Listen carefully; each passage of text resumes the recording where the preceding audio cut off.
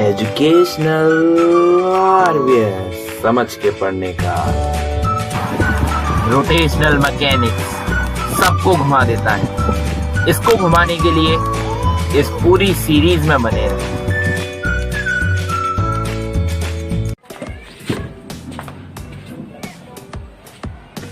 Hello friends, welcome to our channel educational RVS. तो आज के इस वीडियो में हम लोग बात करेंगे काइनेमैटिक्स ऑफ रोटेशनल मोशन के बारे में। ठीक है, तो शुरुआत करेंगे कुछ इस तरीके से कि हमारे पास ये सर्कल है, सर्कल करता हुआ एक पार्टिकल है। ठीक है, सर्कुलर मोशन करता हुआ एक पार्टिकल है। सभी पार्टिकल्स किसी भी रिजिड बॉडी के सर्कुलर मोशन करते हैं, रोटेशनल मोशन कर रहे हो तो कितना हमें पता। ठीक है, इतना हमें। तो आपने काइनेमैटिक्स का वीडियो देख रखा है, वही शॉर्ट था, उधर हमने लीनियर पैरामीटर्स की बात करी थी। काइनेमैटिक्स ऑफ सर्कुलर मोशन में जितने भी पैरामीटर्स थे सारे इधर यूज होंगे, एक भी नहीं छूटेगा, सारे इधर यूज होंगे, सारे के सारे। ठीक है, तो आपने वो वाला वीडियो नहीं देखा तो उसे देख लो, वो आपको सर्कुलर मोशन के क्वेश्चंस में आसानी देगा। वरना इधर हम उन्हीं की बात करेंगे, इसे देखने की कोई ज्यादा इतना एसेंशियल नहीं है वो। तो चलिए चालू करते हैं आज के वीडियो। तो जस्ट मैं इसे थोड़ा सा इरेज कर लेता हूँ।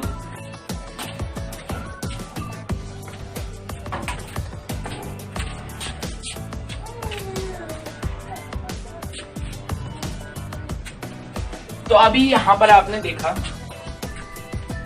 कि ये कोई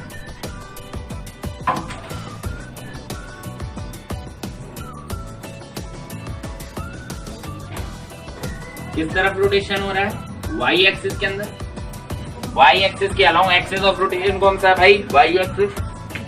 ठीक है, किस किस एक्सिस के अंदर रोटेशन हो रहा है, एक्स और जेड। ये तो आपको क्लियर है, पहले क्लियर है। अच्छा देखो, दिखाता हूं। ये हमारे पास एक स्पिनर जो कि यूज आप करते होंगे, हम इसे इधर यूज करेंगे। ओके, तो यहां पर देखो वाई एक्सिस में मैंने इसे पकड़ लिया, इसे घुमा रहा हूं, एक्स और जेड में रोटेट कर रहा है, एक्स और जेड में रोटेट कर रहा है, वही इधर है, वही सेम इधर है। मान लो भाई ये भी एक सर्कल है, यानी कि होलोस्फीयर कह लेते हैं हम, ये एक होलोस्फीयर है। या फिर मैं इस पार्टिकल की बात कर रहा था, तो चलो ये पार्टिकल जो है ना वो सर्कुलर मोशन कर रहा है। क्या कर रहा है दोस्तों, सर्कुलर मोशन। जब मैंने इंट्रोडक्शन कराया था जिसका रोटेशनल मोशन का, तब मैंने इन चीजों की बहुत बात करी। सर्कुलर मोशन करता है हर एक पार्टिकल किसी भी रिजिड बॉडी के अंदर का। ठीक है, ये सारी बात मैंने आपसे करी। अभी क्या यार, वो सर्कुलर मोशन कर रहा है, इतना तो हमें पता है, इतना पता है ना, क्लियर। क्या है कि इस तरीके का कुछ ये समझो कि बीच में कुछ सेंटर ऑफ मास है। ठीक है, सेंटर ऑफ मास के अलोंग एक एक्सिस है, वाई एक्सिस, उसके अलोंग में ये रोटेट कर, इस तरीके से रोटेट कर। तो इसका सर्कुलर मोशन हुआ, इसके लिए सर्कुलर मोशन हुआ। बट अगर मैं ये पूरा बचा हुआ साइड भर दूं, इस पूरी जगह में मैटर भर दूं, तो क्या होगा, तो ये जो पूरा एक मैटर है, जैसा मैंने अभी बताया, यहाँ पर देखो इसके अलोंग में ऐसे सर्कुलर मोशन करा रहा हूं। ठीक है, अभी मैंने पूरा का पूरा कवर कर दिया, इस तरीके से हो गया। तो अभी मेरे इधर के हर एक पार्टिकल क्या कर रहे हैं, सर्कुलर, और मैं कर रहा हूं रोटेशन। क्लियर है? तो आपको ये तो पता चल गया कि किसी भी रिजिड बॉडी का प्रत्येक पार्टिकल सर्कुलर मोशन करता है जब वो रोटेशन मोशन कर रहा है, रोटेशनल मोशन कर रहा है। चलो अभी से इरेज करते हैं और बात करते हैं कि काइनेमैटिक्स के अंदर आपने कौन कौन सी चीजें पढ़ी थी। तो आपने काइनेमैटिक्स जब चालू किया था, चैप्टर नंबर 3 और 4 में आपने पूरा पढ़ा हुआ है काइनेमैटिक्स। उसके अंदर आपने पढ़ा वेलोसिटी, उसके अंदर आपने पढ़ा डिस्प्लेसमेंट, उसके अंदर आपने पढ़ा एक्सेलरेशन, और क्या क्या किया था उधर आपने, के अंदर आपने पढ़ा, और क्या पढ़ा था, डिस्प्लेसमेंट, डिस्प्लेसमेंट बता दिया, डिस्टेंस भी पढ़ा हुआ था आपने। और क्या क्या किया, और भी कुछ चीजें थी, और भी शायद कुछ था उधर, मोमेंटम नहीं किया। ओके, तो ऐसे कुछ क्वांटिटीज के बारे में आपने उधर किया था। जब आपने सर्कुलर मोशन का काइनेमेटिक्स पढ़ा, सर्कुलर मोशन का काइनेमेटिक्स किया, तो उधर आपने पढ़ा एंगुलर पोजीशन यानी थीटा, उधर आपने पढ़ा ओमेगा यानी कि एंगुलर वेलोसिटी, उधर आपने पढ़ा अल्फा यानी कि एंगुलर एक्सीलरेशन, और उधर आपने पढ़ा एपी, AR और AN, ठीक है। नेट AP क्या होता है हमारा, AP नहीं है ये AC है, सॉरी ये AP की वजह AC है, ये centripetal force. Okay, centripetal force के बारे में सुना है ना, radial acceleration, centripetal force, dynamics of circular motion, centripetal force, centrifugal force किससे निकल के आते हैं, रेडियल एक्सेलरेशन से। रेडियल एक्सेलरेशन कौन सा एक्सेलरेशन, सेंट्रीपिटल एक्सेलरेशन। तो ये AP की वजह AT होगा यानी कि टेंजेंशियल एक्सेलरेशन। ये कुछ 3-4 चीजें आपको उधर पढ़ी थी सर्कुलर में। और क्या क्या पढ़ा था, ये सारी चीजों में से एक ये आपने कवर किया था, इसके बारे में भी थोड़ा सा पढ़ा था। एक रिलेशन था ना, B = R ओमेगा, है ना। एक ये रिलेशन था, एक रिलेशन था AT = R अल्फा, और एक रिलेशन और था AR = R ओमेगा स्क्वायर। ये 3-4 रिलेशन भी पढ़े थे उधर आप। तो शुरुआत से चालू करते हैं, कंसेप्ट से चालू करते हैं, और शुरू करेंगे हम थीटा से यानी कि एंगुलर पोजीशन से।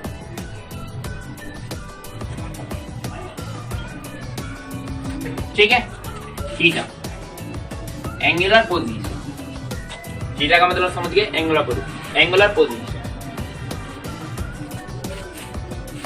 ये एक्सप्रेस किया जाएगा रेड में।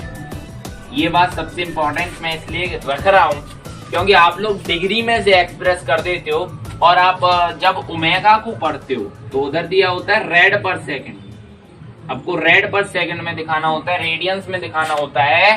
तो फिर उस टाइम पर आप ये भूल जाते हो कि हमने थीटा को डिग्री में ले लिया।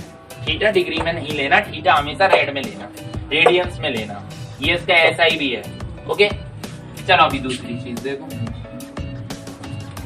Theta is the distance between the initial positions angle and final positions angle। बस थीटा में इतना ही करना है। अब थीटा को थोड़ा सा और समझ।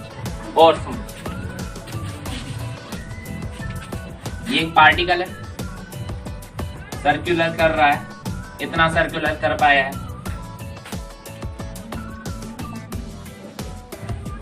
इधर कुछ बना थीटा, बना नहीं बना, बना। यहां से गया था तो ये इसका इनिशियल पोजीशन हो गया, ये इसका इनिशियल पोजीशन का एंगल हो गया।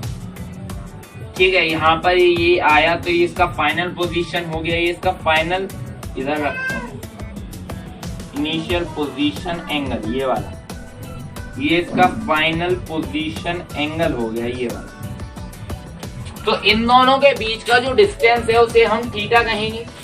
ठीक है, इन दोनों के बीच में से जो डिस्टेंस बचेगा उसे हम थीटा कहेंगे, और वो थीटा ही हमारा क्या है, एंगुलर पोजीशन या फिर एंगुलर डिस्प्लेसमेंट, एज यू आप कहना चाहें, वो सब कुछ हमारा थीटा है। ओके, तो थीटा का जो डायरेक्शन होता है वो तो आपको पता ही चल गया। ओके, तो अभी चलो इसे इरेज करते हैं और देखते हैं ओमेगा के बारे में। तो अभी आपको थीटा क्लियर है, एक्सप्रेस करना है रेड में, और थीटा डिस्टेंस होता है इनिशियल पोजीशन के एंगल के और फाइनल पोजीशन के एंगल के बीच का, ठीक है। अच्छा, अभी एक जो और मैं बात कहना चाहता था आपसे वो ये था कि रोटेशनल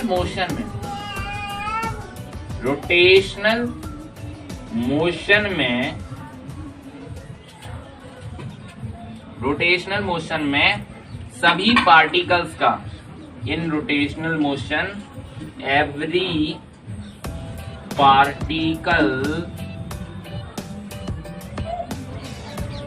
हैव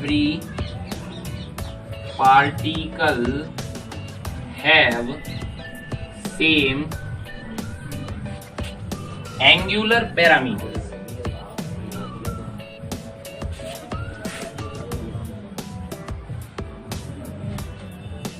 ठीक है ना।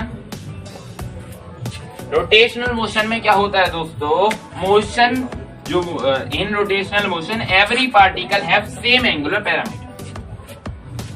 हर एक प्रत्येक पार्टिकल का सेम एंगुलर पैरामीटर होता है, किसी भी पार्टिकल का डिफरेंट एंगुलर पैरामीटर नहीं होता।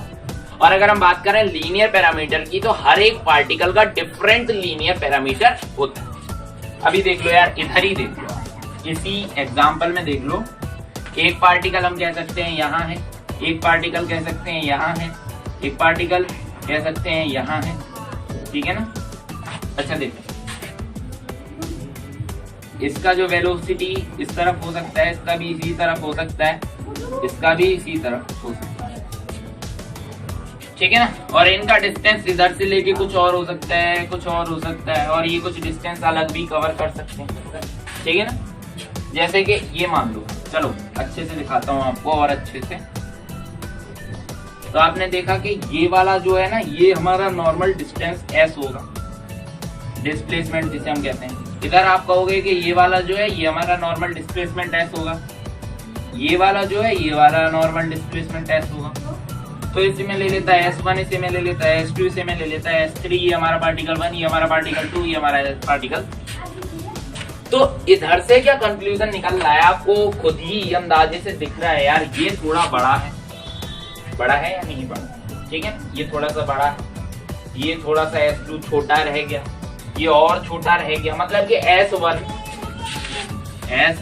doesn't equal to S2 doesn't equal to S। इधर से हमें पता चल रहा है कि प्रत्येक पार्टिकल का लाइनियर पैरामीटर्स अलग अलग होते हैं। बट यार थीटा देखो सबके लिए, ये एंगुलर डिस्प्लेसमेंट जो है, एंगुलर पोजीशन जो है थीटा है, वो सबके लिए सेम है। सबके लिए एक एंगल तो सेम ही रहेगा, एंगल तो सबके लिए सेम है। तो इसीलिए मैं कह रहा हूं कि रोटेशनल मोशन में प्रत्येक पार्टिकल का एंगुलर पैरामीटर सेम। क्लियर है। अभी देख लो भाई ओमेगा, ओमेगा ओमेगा सबको घूमेगा।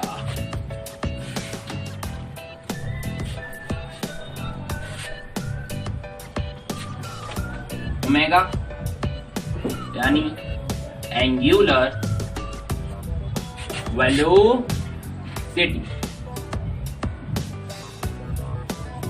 या फिर angular speed can also be determined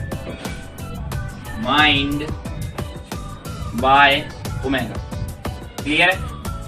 जो एंगुलर स्पीड होता है वो भी डिटरमाइन किया जा सकता है किससे, ओमेगा से।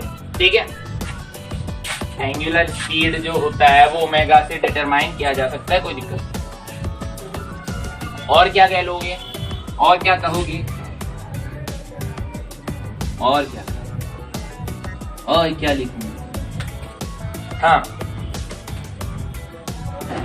ओमेगा इज एंटी पैरेलल और parallel to the axis of rotation axis of rotation का इधर बहुत ज्यादा मतलब है। ओमेगा जो है उसकी डायरेक्शन पैरेलल हो सकती है, एंटी पैरेलल हो सकती है किसके, एक्सिस ऑफ रोटेशन। ओमेगा हमारा एक स्पीड होता है, एंगुलर स्पीड होता है, कुछ एंगल का स्पीड होता है, जिस स्पीड से वो एंगल चेंज हुआ, ठीक है। तो इसका जो फॉर्मूला बनेगा वो जनरल बनेगा यार, omega is equal D theta divided by D T, ठीक है। डी थीटा मतलब change in theta, D T मतलब चेंज इन टाइम, सीधा सीधा थीटा बाय टाइम, इतना ओमेगा हो गया, ठीक है। अभी मैं इसका लीनियर वेलोसिटी से कंपैरिजन कराऊं या ना कराऊं, उससे पहले मैं डायरेक्शन कराऊं। चलो डायरेक्शन ऑफ ओमेगा। तो ये तो आपको ओमेगा का क्लियर हुआ या नहीं हुआ। पिछले वीडियो में हमने टॉर्क कंप्लीट किया था, उसके अंदर हमने कुछ राइट हैंड रूल की चीजें पढ़ी थी। इधर भी ओमेगा के डायरेक्शन को निकालने में भी राइट हैंड रूल लगेगा, तो देखते हैं अभी कैसे लगेगा। ओमेगा हेडिंग डालते हैं direction of omega. Circular plate है, सर्कुलर डिस्क है, ठीक है। एक्सिस ऑफ रोटेशन वाई है और कुछ इस तरीके से क्या कर रहा है, रोटेट कर रहा है। देखो कुछ दिख रहा है कैसे रोटेट कर रहा है, clockwise anti clockwise, clockwise anti clockwise. पहचानने का बहुत ही अच्छा तरीका बताया था मैं, क्या कि 3 वाली जो सुई होती है, ऐसा होता है ना घड़ी में, यहाँ पर होता है 12, यहाँ पर होता है 3। देखो सोचना, बस दिमाग से सोचना, यहाँ पर क्या दिखा रहा है, ये 3 से होता हुआ 12 पे जाएगा, 3 से होता हुआ 12 पे जाएगा। क्या नॉर्मल घड़ी में ऐसा होता है 3 से 12 पर जाता है? नहीं जाता। उधर क्या होता है यार, उधर तो 9 से, ये 9 ही होता है ना, 9 होता है, 9, 10, 11, 12, हाँ 9 से जाता है वो 12 पर नॉर्मल। ये इधर होगा तो ये होगा क्लॉकवाइज, ऐसा होगा तो ये होगा एंटी क्लॉकवाइज। क्लियर है? 3 से 12 पर जा रही है, इधर 3 से 12 पर जा रही है, मतलब कि डायरेक्शन कैसा है, एंटी क्लॉकवाइज। चलो अभी बस इमेजिन करोगे, ये समझ लो कि कोई खंबा है, राइट हैंड लिया अपना, राइट हैंड, ये समझ लो ये कोई खंबा है। अभी मुझे जैसे इधर जा रहा है उसी तरीके से फिंगर को कर्ल करना है। तो देखो यार, कर लिया, पकड़ लिया, यूं लेके गया, उसी डायरेक्शन से लेके गया और उधर ही पकड़ लिया। थंब किधर इंडिकेट कर रहा है, ऊपर की तरफ, तो इधर क्या हो जाएगा, ओमेगा। ठीक है, क्लियर है, कोई दिक्कत नहीं। चलो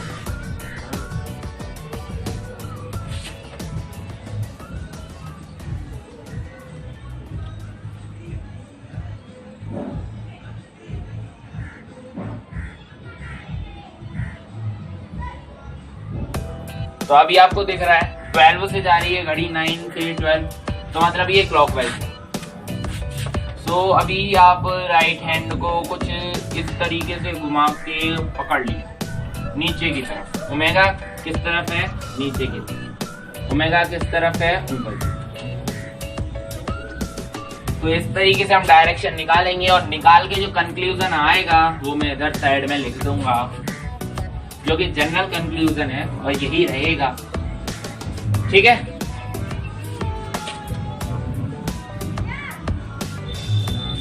जो कंक्लूजन है वो ये है कि एंटी क्लॉकवाइज डायरेक्शन में जो ओमेगा होता है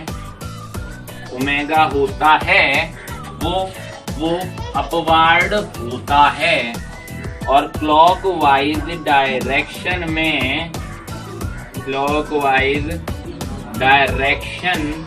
में ओमेगा होता है वो नीचे होगा। यही है बस, डायरेक्शन इस तरीके से फाइंड करना है और कंक्लूजन भी आपके सामने है। और हमारा इंक भी बोल चुका है, नया इंक लेना पड़ेगा। जब तक हो सकता है आपको ग्रीन बोर्ड के वीडियोस देखने को मिले। ग्रीन बोर्ड चैनल की बात नहीं कर रहा हूँ मैं, इसके पीछे वाले ग्रीन बोर्ड की बात कर रहा हूँ। ये तो चौक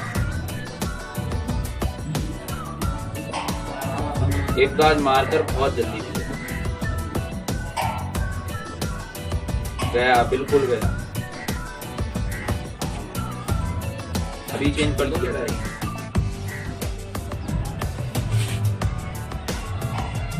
रेड पेन का फिर मुझे यूज करना पड़ेगा, फिर आप कहोगे विजिबिलिटी।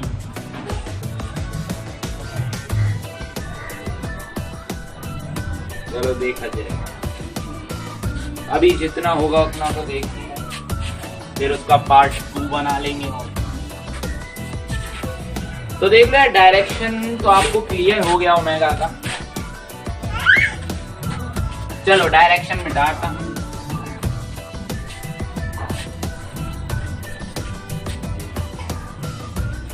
अभी मैं बात करता हूं इसके रिलेशन विद वेलोसिटी v, ठीक है ना। Relation with velocity v velocity के साथ रिलेशन चाहिए। सो ओमेगा बराबर v/r, ये तो आपने पढ़ा था नॉर्मल, कोई दिक्कत नहीं, ठीक है, ये तो आपने कर रखा था, कोई दिक्कत नहीं है। चलो तो अभी जो मैं बता रहा हूं वो ये है, ओमेगा बराबर v perpendicular divided by r, ठीक है ना। और इसे और अच्छे से करूं तो इधर मैं लिख सकता हूं डेल v परपेंडिकुलर। समझे कि नहीं? देखो इस तरीके से, ये कोई पार्टिकल है, सर्कुलर मोशन कर रहा है, एक्सिस ऑफ रोटेशन ये है, और ये पूरा डिस्क जो है वो क्या कर रहा है दोस्तों, रोटेशनल मोशन। किसी को कोई दिक्कत बिल्कुल नहीं है, पार्टिकल थोड़ा सा बड़ा। अभी देखो वेलोसिटी टेंजेंशियल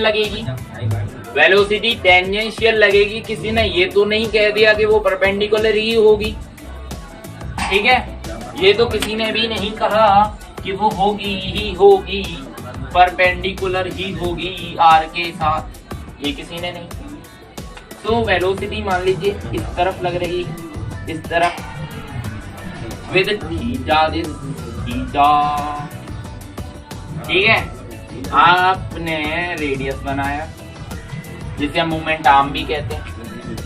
फिर क्या हुआ कि इस तरफ की साइड में हमारा निकला v sin थीटा, तो v sin थीटा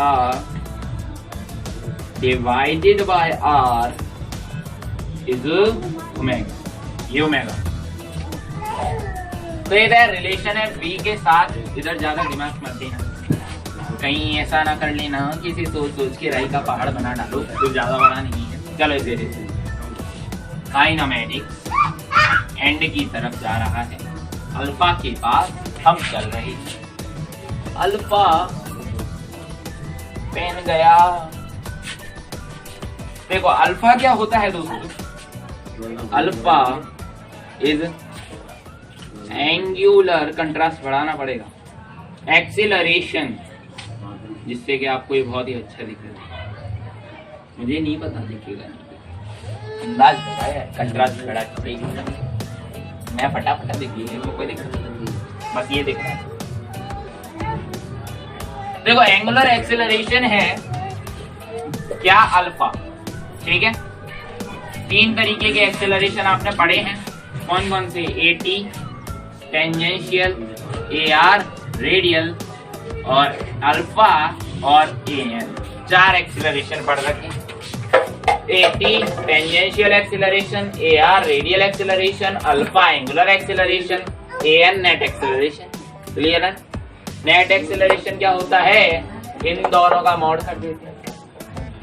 R और T वाला ये जो होता है वो हमेशा आपस में कैसे होते हैं दोस्तों, परपेंडिकुलर, राइट, परपेंडिकुलर होते हैं हमेशा के लिए, ये तो परपेंडिकुलर रहेंगे,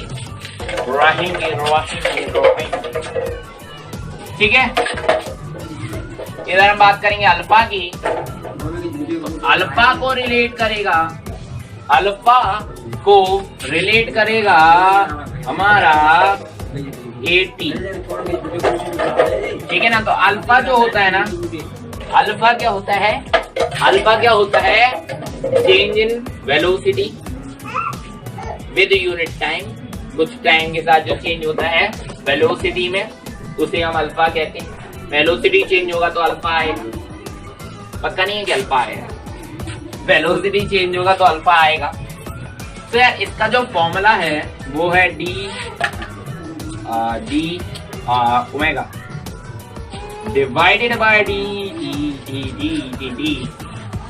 ठीक है, अल्फा देख लिया, एन देख लो, नेट इन दोनों का क्या होता है वो तो आपको पता ही, पिछले वीडियो यानी कि सर्कुलर काइनेमेटिक्स में बताया, फिर भी देख लिया।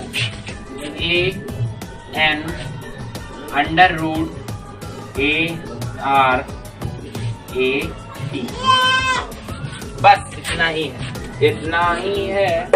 और कुछ है क्या इसमें? हाँ, एक और रिलेशन में लिख देता हूँ उधर, तो देख लो, उसे भी 2-3 रिलेशन हैं।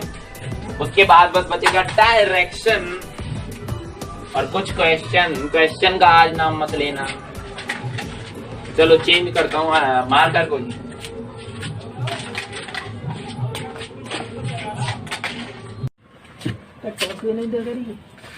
तो देखो अभी क्या है मेरे पास, v is equal R omega, एक रिलेशन ये आ गया, मार्कर भी चेंज हो गया, एक रिलेशन ये आ गया, क्लियर है ना। v is equal R omega square. एक और रिलेशन है, एक और रिलेशन है, एक और संबंध है हमारे एंगुलर। इधर तो एंगुलर का कोई जिक्र ही नहीं हुआ, मैंने इधर v लिखा है क्या?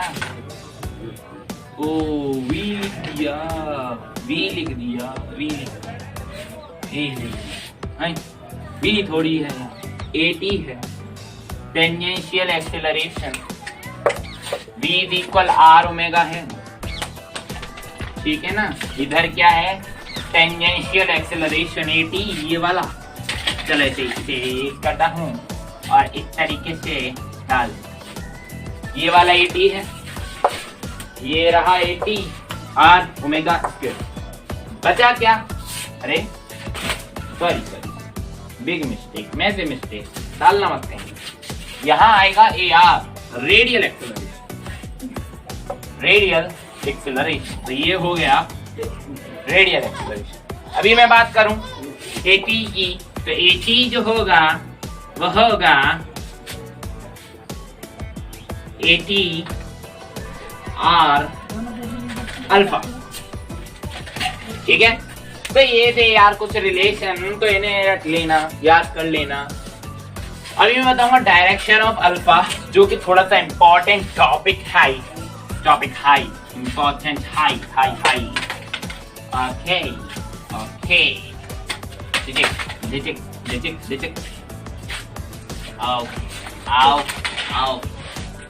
ओके। देखो दोस्तों, अभी देखो डायरेक्शन, दिशा दिखाएंगे अब अल्फा को,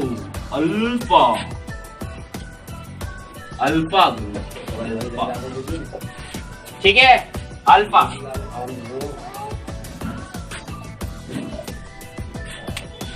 और ओमेगा का डायरेक्शन निकालना आ गया।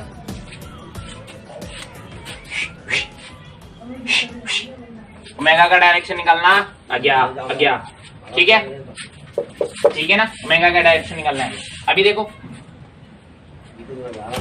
यहां पर मैं डाल रहा हूं anti clockwise direction, anti clockwise. घड़ी से उल्टी तरफ जब रोटेशन हो रहा है तो ओमेगा तो ऊपर जाता है, ठीक है ना, ओमेगा ऊपर जाता है। और जब अल्फा, तो फिर अल्फा का क्या होता है, अगर ओमेगा डिक्रीज हो रहा है यानी कि घट रहा है, अगर ओमेगा घटेगा तो डायरेक्शन कैसी हो जाएगी, एंटी पैरेलल। अगर ओमेगा घटेगा तो अल्फा किधर जाएगा, नीचे जाएगा। अगर ओमेगा घटेगा तो अल्फा नीचे घूम जाएगा, अगर ओमेगा बढ़ेगा, इंक्रीजिंग होगा, बढ़ेगा, तो अल्फा पैरेलल डायरेक्शन में चला जाएगा, सीधा सीधा, सिंपल सा। ठीक है, ये तो था हमारा क्लॉकवाइज में डायरेक्शन निकालने का। इधर कोई भी हैंड रूल नहीं लगा, थंब रूल नहीं लगा, स्क्रू रूल नहीं लगा, कोई सा रूल नहीं लगा। चलो इसे ही सभी अभी करेंगे क्या क्या। देखो देखो, क्लॉकवाइज में आपको पता है ओमेगा कैसा होता है, नीचे जाता है। ठीक है, तो अल्फा जब ओमेगा डिक्रीज किया तो किधर होगा? अल्फा जब ओमेगा डिक्रीज कर गया तो किधर होगा? तो नीचे ही होगा। मेरी बात सुनो, नीचे ही होगा। अगर ओमेगा इंक्रीज किया तो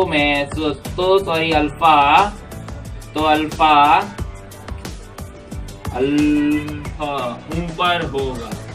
ठीक है, तो अगर ओमेगा डिक्रीज करता है, बात क्या है? अगर ओमेगा डिक्रीज करता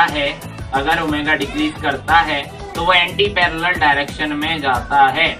या तो ये पैरेलल हो गया, मतलब कि ओमेगा ऊपर जाएगा। अगर ओमेगा डिक्रीज किया तो अल्फा ऊपर जाएगा, अगर ओमेगा इंक्रीज किया तो अल्फा नीचे आएगा।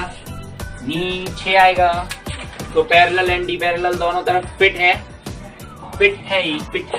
और दूसरे में भी आपको पता चल गया। तो अभी तो यार डायरेक्शन हो गई, सिमेट्रिक। चलो क्वेश्चन, सर्कुलर डिस्क है, इस तरफ डायरेक्शन है, ऐसा घूम रहा है। क्लॉकवाइज एंटी क्लॉकवाइज कुछ नहीं बताया, बस आपको ये डायग्राम दे दिया है। ठीक है ना, डायग्राम दे रखा है। और यहाँ पर मैं आपको कह सकता हूँ कि जो ओमेगा है वो है 3 red per second. Okay, omega 3 red per second आपको फाइंड करना है। अल्फा इन 3 सेकेंड। अल्फा फाइंड करना है आपको 3 सेकेंड के अंदर। ठीक है ना, 3 सेकेंड के बाद अल्फा क्या होगा? तो आपको इधर क्या दिखेगा? मैं भी देख लूंगा। मान लीजिए पार्टिकल जो है ना वो इस ए पोजीशन से लेके बी पोजीशन तक डिस्प्लेस कर लिया है। ठीक है, पार्टिकल जो था वो ए से बी तक आ चुका है। ओमेगा है 3 रेड पर सेकेंड, अल्फा है 3 सेकेंड। ठीक है, अल्फा है 3 सेकेंड, ओमेगा है 3 रेड पर सेकेंड। तो देखो एंगल बढ़ा नहीं बढ़ा, एंगल बढ़ा हुआ, तो एंगल थीटा बढ़ा, तो ये भी इंक्रीज किया। दैट इज इसका डायरेक्शन हम निकाल लेंगे। ओमेगा इंक्रीज किया इस केस में। चलो इतना कॉम्प्लेक्स नहीं लेते, केवल ओमेगा का डायरेक्शन बताना है। फाइंड क्या क्या करना है वो मैं इधर लिख रहा हूँ। फाइंड क्या क्या करना है? फाइंड करना है। पहली बात, क्या बात? What is theta. सेकंड बात, दूसरी बात, क्या बात? What is alpha. और तीसरी बात, डायरेक्शन ऑफ अल्फा। अल्फा नहीं लेते, डायरेक्शन के लिए ओमेगा देते हैं। अल्फा का डायरेक्शन थोड़ा सा कॉम्प्लिकेटेड हो जाएगा। ठीक है ना, बस इतना है और कुछ भी नहीं। पॉज कर लो और ट्राई मार लो। ठीक है, पॉज कर लिया, ट्राई कर लिया, तो अभी मैं करूं। चलो मैं भी ट्राई कर लेता हूं थोड़ा। यहां पर देखो अल्फा अगर कांस्टेंट हुआ, इसके आगे बताऊंगा उन चीजों को। ठीक है, यहां पर मैं ये नहीं कह रहा कि अल्फा कांस्टेंट है। ठीक है, डिफरेंशिएशन इंटीग्रेशन वाली वैल्यूज को यूज करो। ओके, डिफरेंशिएशन इंटीग्रेशन की वैल्यूज को यूज करो। तो इधर देखो यार होगा क्या, जो हमारे पास थीटा है डी थीटा वो किसके बराबर होना चाहिए, अपॉन में टी था, टी उधर गया डी टी, ओमेगा इधर है, difference in time is 3 second, तो थीटा जो होगा छोटा सा नहीं बड़ा सा ले लेते हैं, ओमेगा कितना है 3, ये कितना है 3, डिग्री कितना आया 60, डिग्री नहीं आएगा रेड आएगा 6 रेड, ठीक है ना, क्लियर है, सब कुछ सब, हा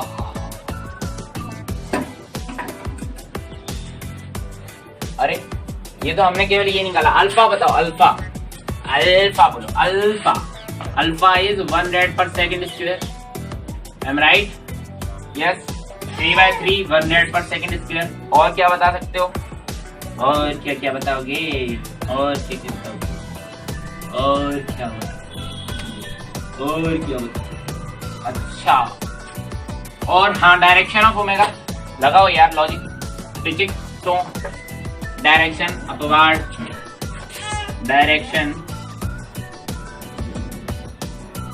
पॉजिटिव वाई प्लेन, ऐसे भी लिख सकते हो, या फिर अपवार्ड, ठीक है ना, इतना सब कुछ हो गया है। चलो एक और क्वेश्चन लेंगे,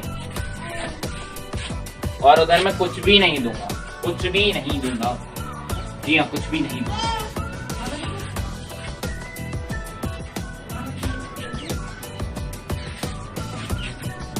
आपके घर में घड़ी है, घड़ी बहुत बड़ी घड़ी है, तो देखो घड़ी कुछ इस तरीके से रखी है,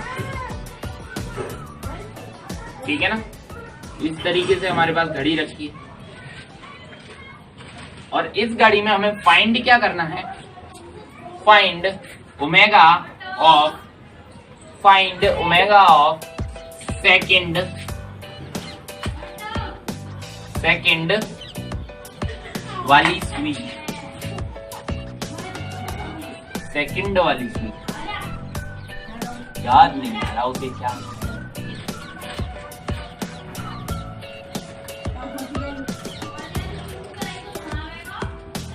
याद नहीं आ रहा, चलो छोड़ो, दिमाग से उतर जा रहा है। क्या यार ओमेगा हमें पता करना है सेकंड वाली सुई का, तो यार सेकंड वाली सुई कुछ इस तरीके से चली, ठीक है, ठीक है ना, ठीक है, सेकंड वाली सुई कुछ इस तरीके की है, और जब वो एक रिवॉल्यूशन लेता है, सेकंड वाली सुई एक रिवॉल्यूशन लेता है, तो क्या करता है दोस्तों, एक रिवॉल्यूशन लेता है तो क्या करता है, तो 60 सेकंड ले लेता है, ये आपको पता है, बस इतना ही बताऊंगा, और आगे आप सॉल्व कर लेंगे। चलिए तो अभी करते हैं सॉल्व, अभी इसमें और भी कुछ नहीं बचा, बस सिंपल है क्या कि 1 रिवॉल्यूशन 60 सेकंड में होता है, मतलब कि एक जो रिवॉल्यूशन होता है उसके अंदर डिग्री कितना लगा होता है, बात ये, एक रिवॉल्यूशन होता है उसके अंदर डिग्री कितना लगा होता है, रेड कितना है, डिग्री कितना, 180 डिग्री, 360, तो 360 डिग्री हो गया, 360 डिग्री हो गया, तो 360 डिग्री को हम 2 पाई कह लेंगे, टाइम पता चल गया, थीटा पता चल गया, now find the omega find कर लो सीधा, अच्छा ये कितना है 2 अल्फा डिवाइडेड बाय 60, तो ये गया 2 से अल्फा बाय 30 रेडियन पर सेकंड, ओके। अच्छा बताओ ओमेगा का जो क्या कहते हैं डायमेंशन, ओमेगा का जो डायमेंशन है वो क्या है, आप बता देंगे t-1, ओके, ओमेगा का डायमेंशन t-1 है पर सेकंड, रेस कर लें, चलो हटा,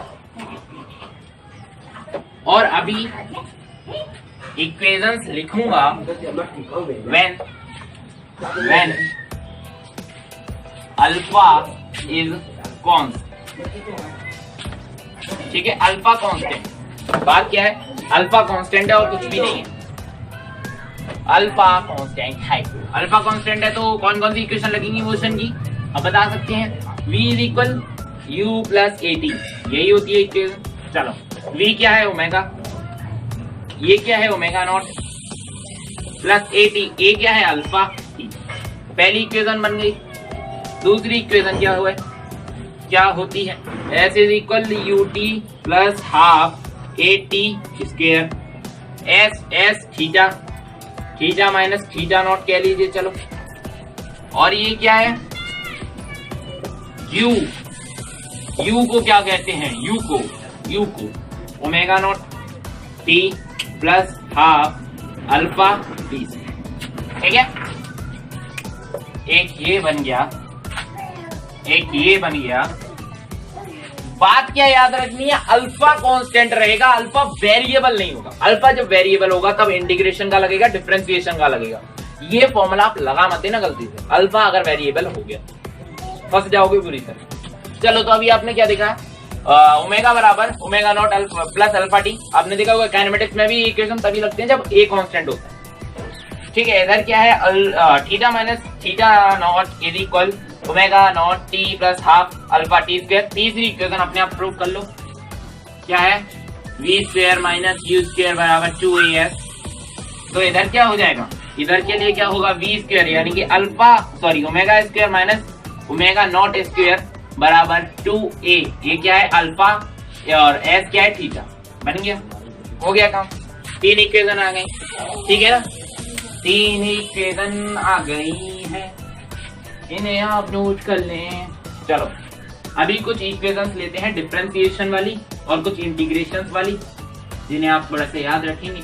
पूरा काइनेमेटिक्स हो चुका है, जी हाँ, पूरा काइनेमेटिक्स है, रोटेशनल मोशन का बेसिक सा लेक्चर। चलो, तो अभी देखते हैं डिफरेंशिएशन।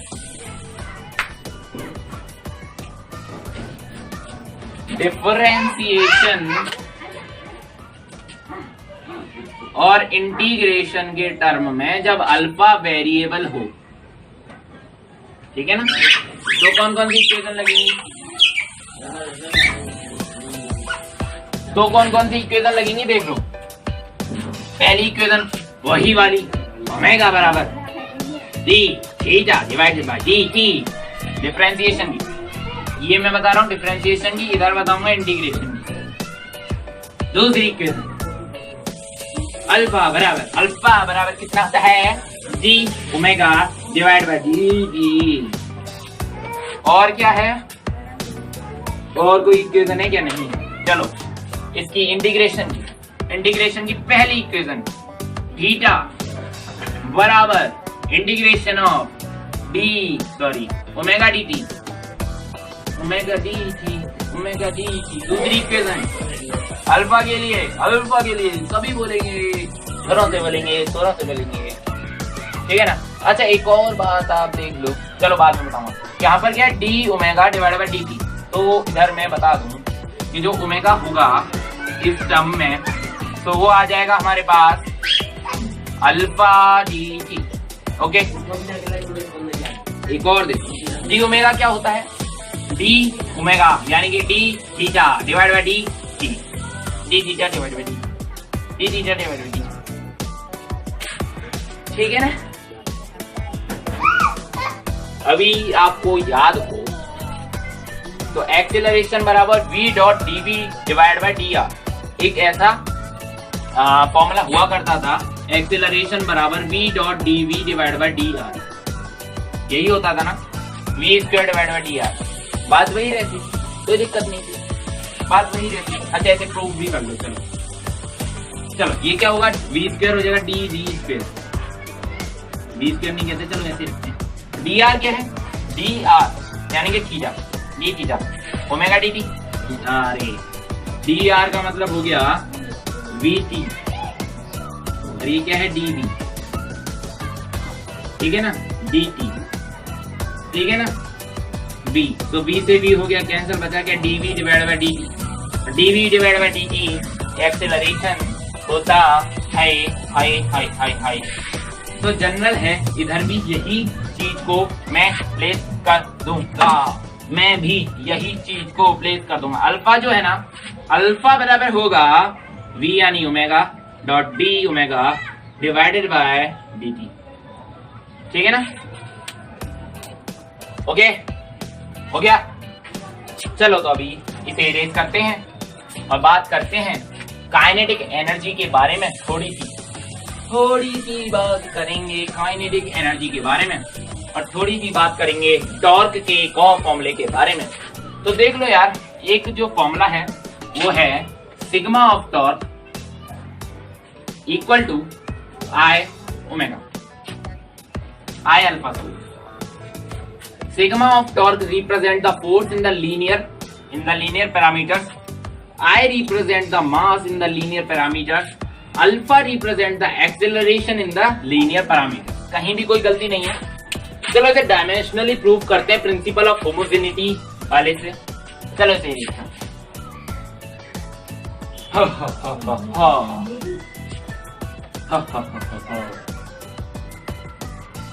MLT स्क्वायर होता था उसका, फोर्स का MLT माइनस टू।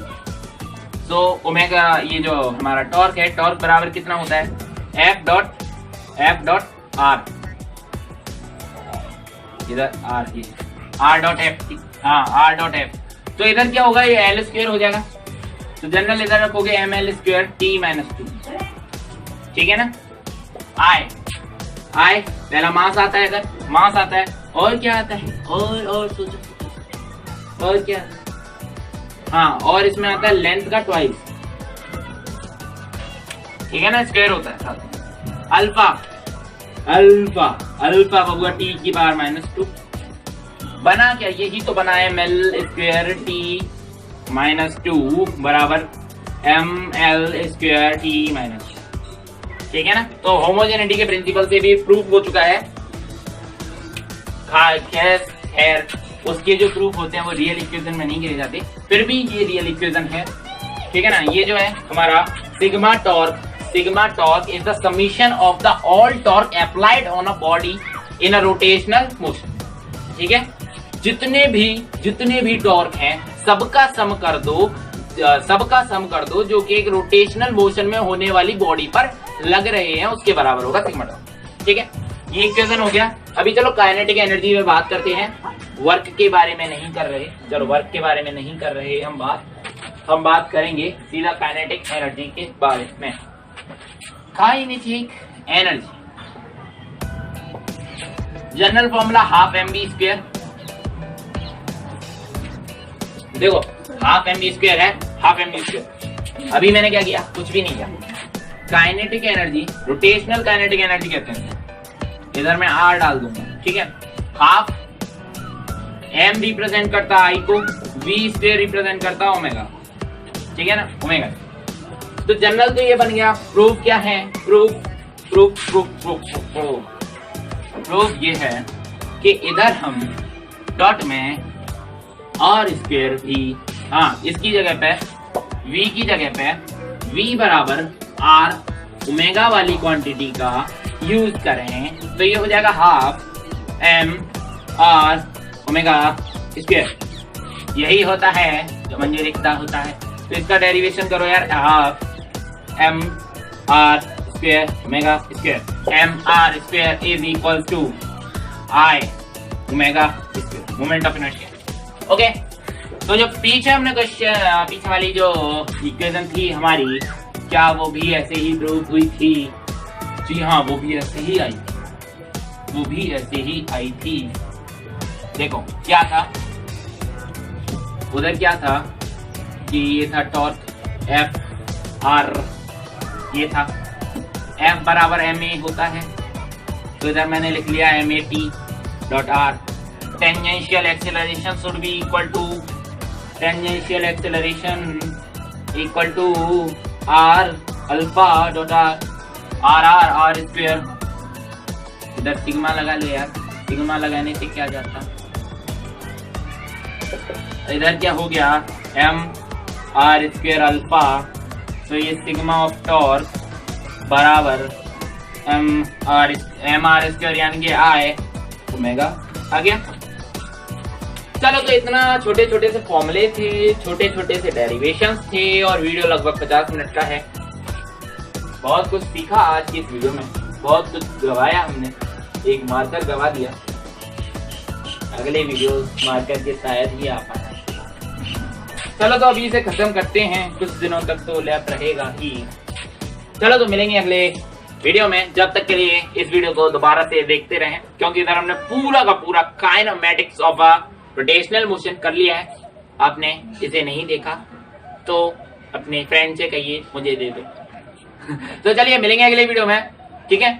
उधर हम बात करेंगे किसके बारे में, एंगुलर मोमेंटम के बारे में, और उसके अगले वीडियो में law of conservation of angular momentum, या फिर उसी में मिक्स कर देंगे। वो जैसा होगा, जैसा देखा जाएगा। उसके बाद की वीडियोस भी आती रहेंगी। रोटेशनल मोशन का सीरीज चल रहा है और ये हमारा रोटेशनल मोशन का आई थिंक 3rd वीडियो था। मिलेंगे अगले वीडियो में, तब तक के लिए very very thank you for watching this video. Thank you very much.